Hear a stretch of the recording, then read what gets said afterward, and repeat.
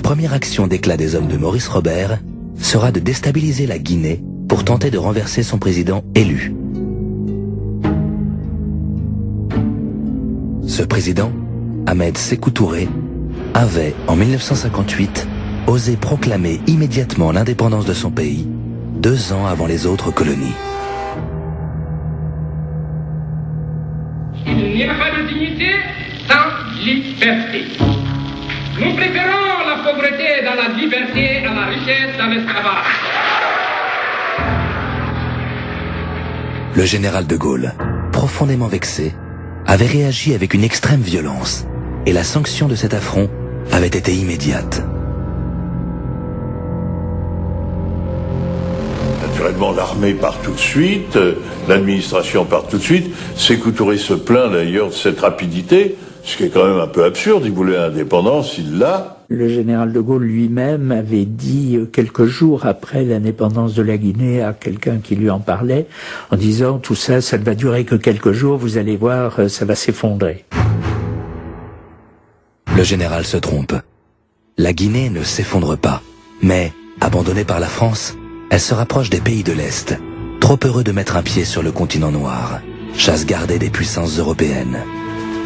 Il y avait beaucoup de Cubains, par exemple, pendant quelque temps, la garde personnelle de Sékou Touré était entraînée par des militaires cubains.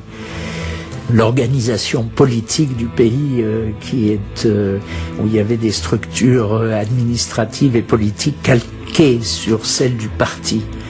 Et c'était pas l'idée que l'on se faisait à Paris d'une démocratie pluraliste.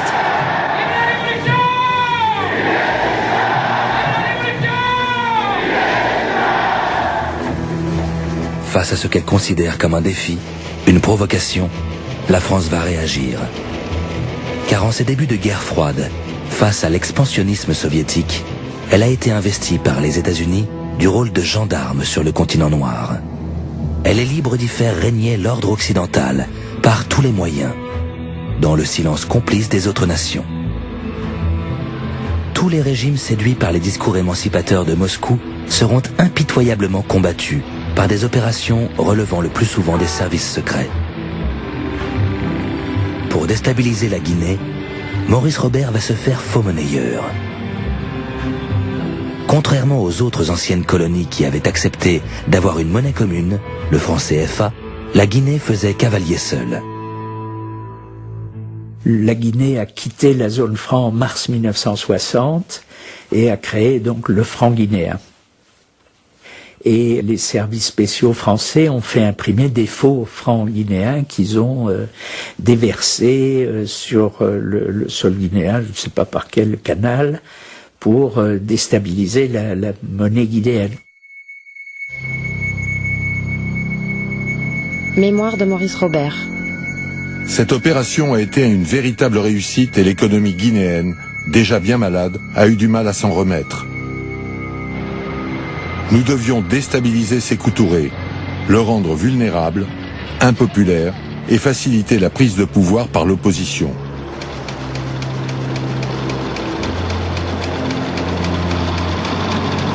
Mais si l'opération réussit à ruiner l'économie guinéenne, elle ne suffit pas à entraîner le renversement de Sékou Touré. Mémoire de Maurice Robert. Nous avons armé et entraîné des opposants guinéens pour qu'ils développent un climat d'insécurité en Guinée et, si possible, qu'ils renversent Sékou Touré.